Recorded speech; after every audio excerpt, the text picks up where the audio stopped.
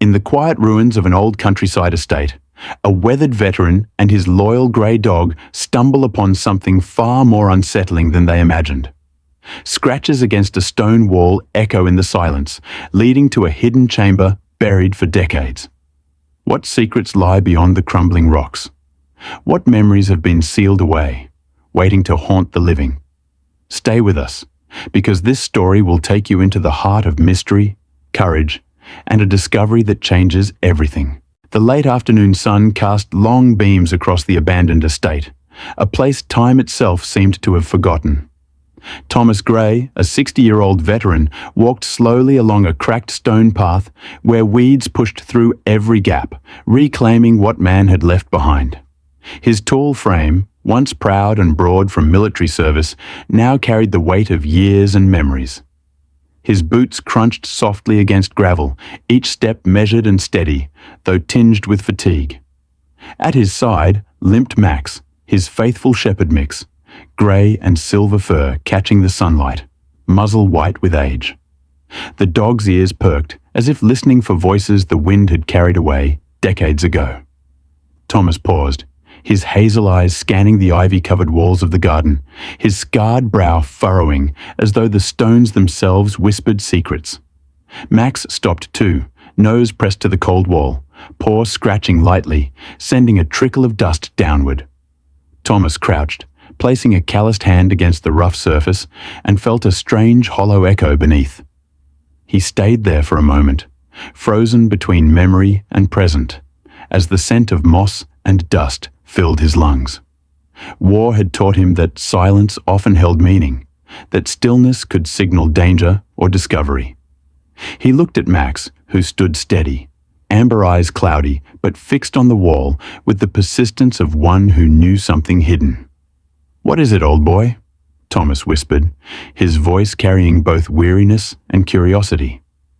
The garden held its breath, and in that quiet, man and dog both sensed that beneath the stone lay more than earth. It was a door to a story waiting to be uncovered. Thomas leaned closer, pressing his ear against the wall where Max continued to scratch. At first, there was only the muffled echo of his own breath, but soon he noticed the faint hollowness beneath the stone, as if the wall concealed a void. His weathered face tightened, memories stirring of tunnels and barricades from distant battlefields. He remembered the cries of men trapped underground, voices silenced by rock and earth. The sensation returned now, unsettling, though no sound came from the other side. Max growled low, his old body tense, paw scraping at the same spot with unusual insistence. Dust floated upward in golden shafts of sunlight, sparkling like tiny spirits rising from the past.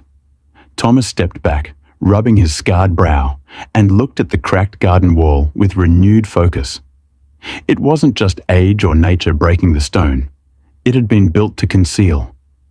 He placed his palm flat against the surface, feeling the vibration as Max's claws struck it again, hollow like a drum. "There's something here," he muttered softly. His voice trembled, not with fear, but with the strange reverence of a man standing at the threshold of memory.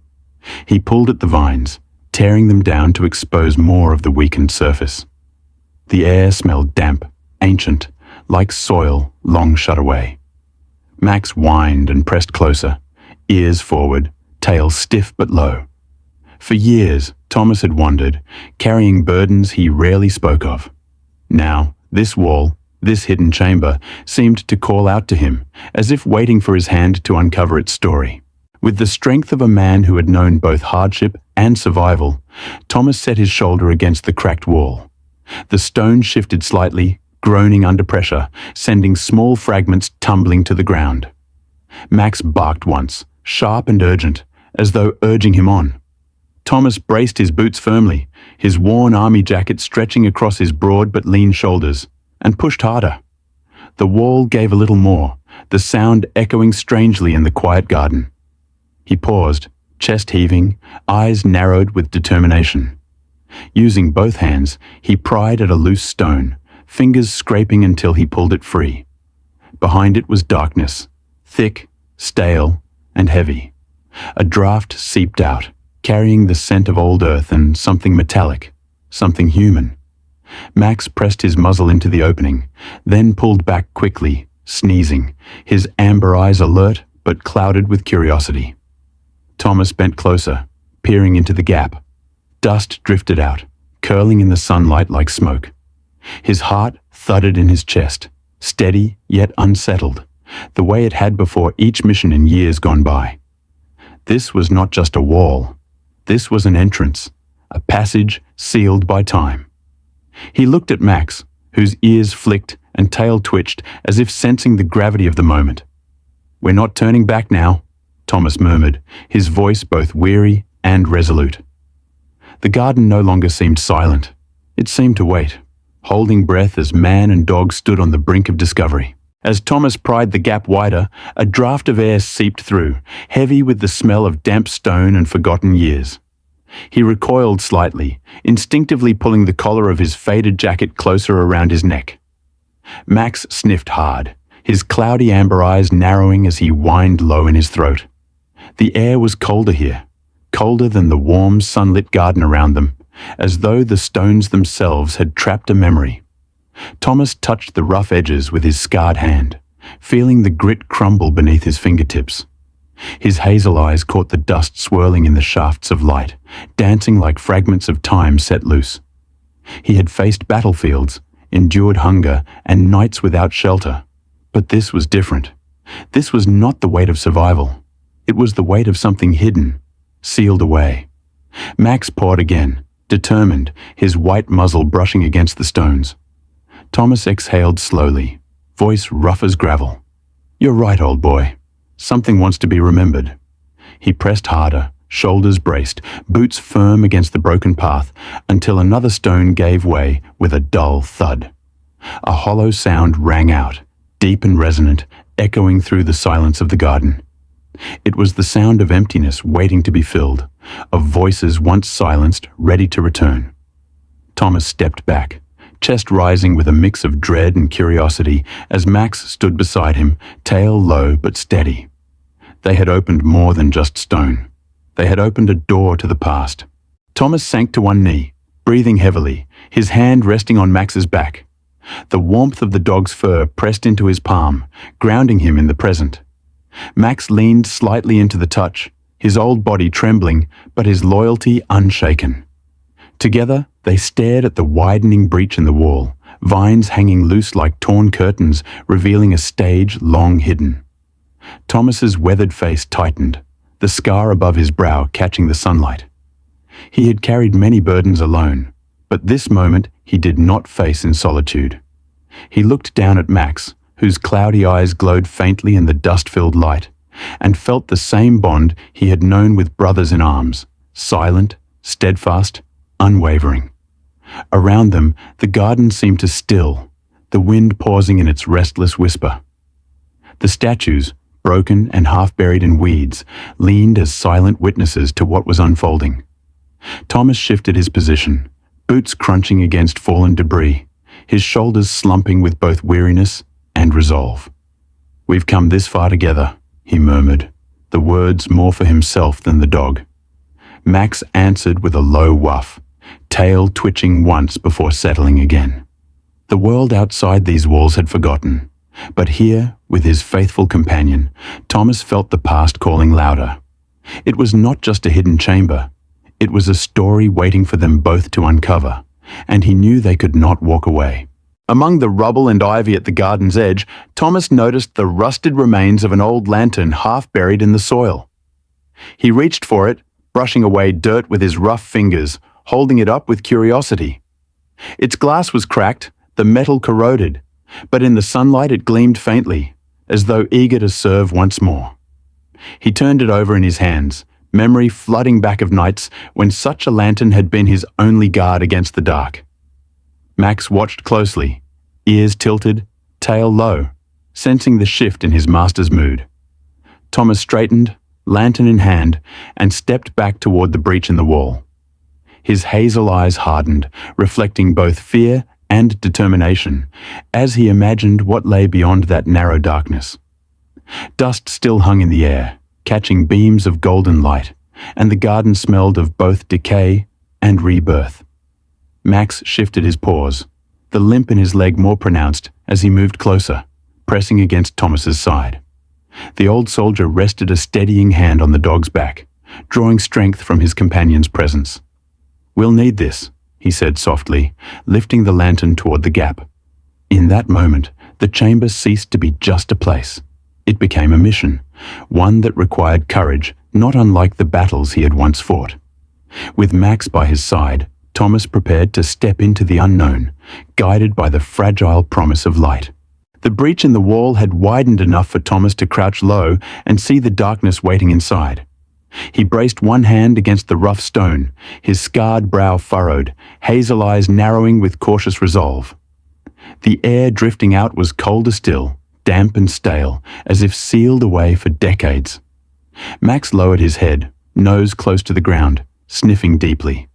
A low whine escaped him, his tail curving downward, body tense but unwilling to retreat.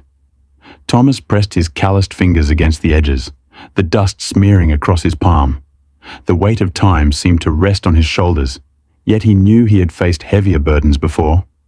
His boots shifted on the gravel as he leaned closer, whispering almost to himself, "This isn't just stone, old boy. This is history buried alive." The garden behind them basked in warm sunlight, yet the shadow of the opening grew long across the ground, a divide between past and present. Max pawed at the dirt once more, ears twitching, his muzzle brushing near the hollow gap. For a fleeting moment, Thomas thought he heard something. Perhaps just the echo of memory, perhaps more. His chest tightened, breath heavy with the weight of anticipation. He pulled away just long enough to glance at Max, then nodded firmly. They were no longer bystanders. They were standing at the threshold of a hidden story that demanded to be found. Thomas shifted his weight, lowering himself carefully toward the dark passage that stretched beyond the broken wall. His old knees ached, but he ignored the pain, pushing through as he had done countless times before. The lantern in his hand felt heavier than it should, its cracked glass catching the faint light of the sun behind him. Max followed, hesitant yet loyal, his limp slowing him, but not stopping him. The dog's cloudy amber eyes reflected the gloom, ears pulled back against the silence pressing in from beyond. As Thomas ducked under the jagged stones, his army jacket brushed against rough edges, leaving streaks of dust along the faded fabric. Inside, the air was thick and damp, the smell of old earth and stone overwhelming. Dust motes floated in the thin beam of sunlight that pierced through the crack, illuminating only a few feet ahead. Thomas's hazel eyes adjusted slowly, searching the shapes that loomed in the half-darkness. Every sound, his boots against gravel, Max's claws tapping unevenly, echoed strangely, amplifying the silence. His breath came slow, deliberate, the kind of breathing he had once used to steady himself before combat. "Stay close," he whispered, voice gravelly, not for fear of being heard, but for the weight of what lay around them. Max moved close, his shoulder brushing Thomas's leg. Together, man and dog crossed from the safety of daylight into the unknown depths of a chamber that had waited too long to be found. Thomas shifted his weight, lowering himself carefully toward the dark passage that stretched beyond the broken wall. His old knees ached, but he ignored the pain, pushing through as he had done countless times before. The lantern in his hand felt heavier than it should, its cracked glass catching the faint light of the sun behind him. Max followed, hesitant yet loyal, his limp slowing him, but not stopping him. The dog's cloudy amber eyes reflected the gloom, ears pulled back against the silence pressing in from beyond. As Thomas ducked under the jagged stones, his army jacket brushed against rough edges, leaving streaks of dust along the faded fabric. Inside, the air was thick and damp, the smell of old earth and stone overwhelming. Dust motes floated in the thin beam of sunlight that pierced through the crack, illuminating only a few feet ahead. Thomas's hazel eyes adjusted slowly, searching the shapes that loomed in the half-darkness. Every sound, his boots against gravel, Max's claws tapping unevenly, echoed strangely, amplifying the silence. His breath came slow, deliberate, the kind of breathing he had once used to steady himself before combat. "Stay close," he whispered, voice gravelly, not for fear of being heard, but for the weight of what lay around them. Max moved close, his shoulder brushing Thomas's leg. Together, man and dog crossed from the safety of daylight into the unknown depths of a chamber that had waited too long to be found.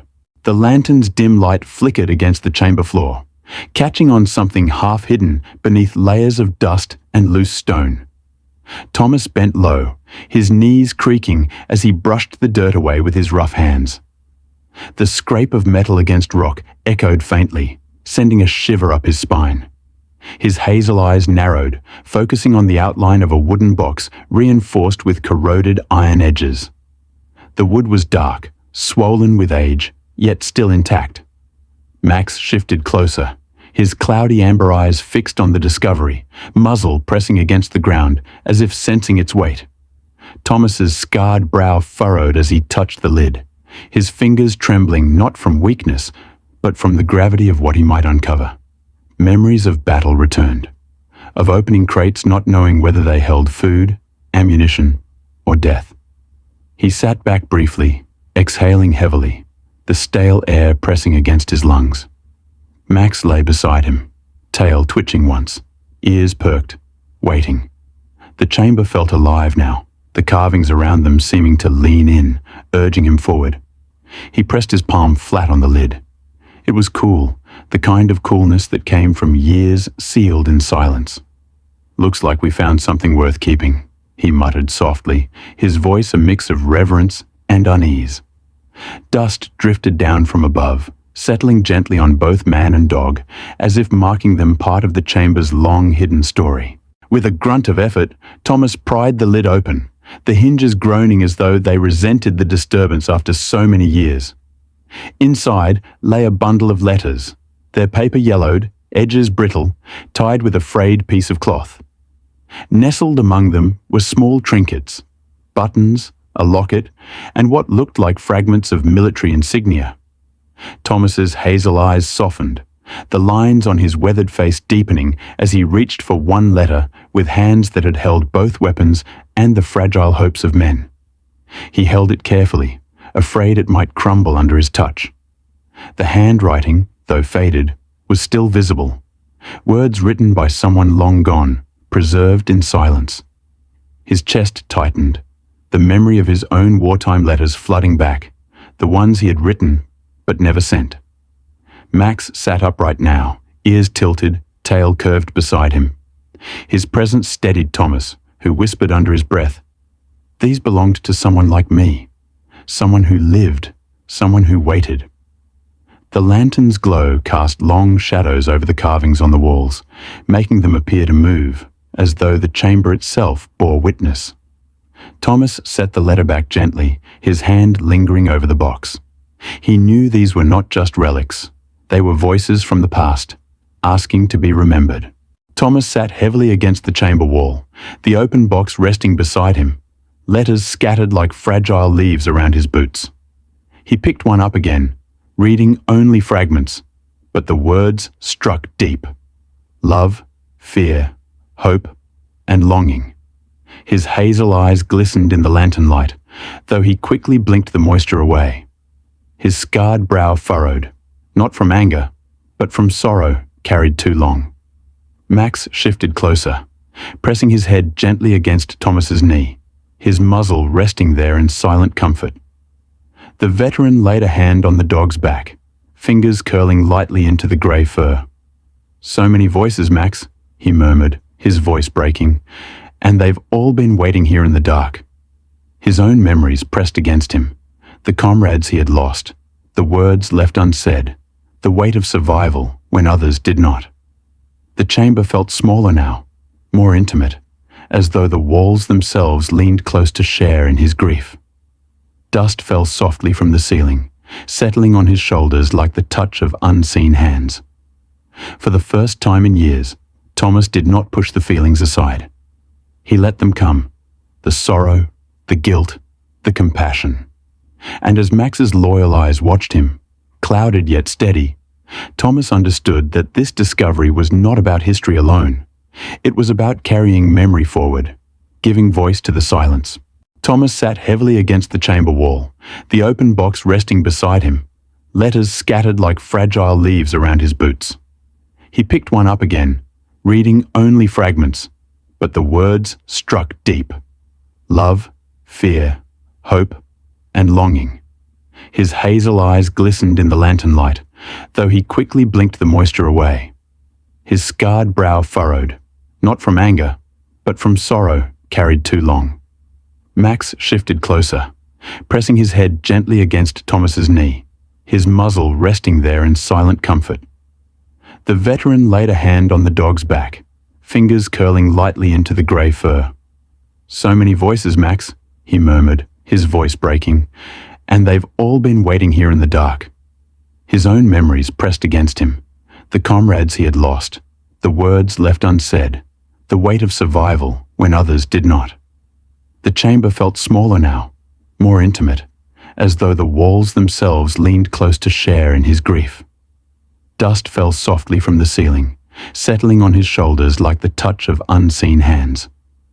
For the first time in years, Thomas did not push the feelings aside. He let them come, the sorrow, the guilt, the compassion. And as Max's loyal eyes watched him, clouded yet steady, Thomas understood that this discovery was not about history alone. It was about carrying memory forward, giving voice to the silence. Thomas sat on a fallen stone near the edge of the ruined estate, setting the box gently at his side. The afternoon light bathed the garden in warmth, painting the broken walls in shades of gold. His broad shoulders slumped, no longer tense but weary, as though the day's discovery had drained him. He ran a hand through his salt and pepper hair, dust clinging to his fingers. His hazel eyes stared at nothing in particular, lost between the carvings he had seen and the faces he remembered from years past. Max lay at his feet, tail curled, muzzle resting on his paws. The dog's breathing was slow and steady, a calm rhythm against the silence. Thomas reached down absent-mindedly, stroking the dog's back, drawing comfort from the warmth beneath his hand. The relic box remained unopened now, its weight enough without needing to see inside again. Around them, the garden was quiet, but not oppressive. The vines swayed gently in the breeze. The broken statues seemed less like watchers and more like companions in stillness. "We've carried enough ghosts for today," Thomas whispered, his voice soft, almost tender. His chest eased, the tightness loosening.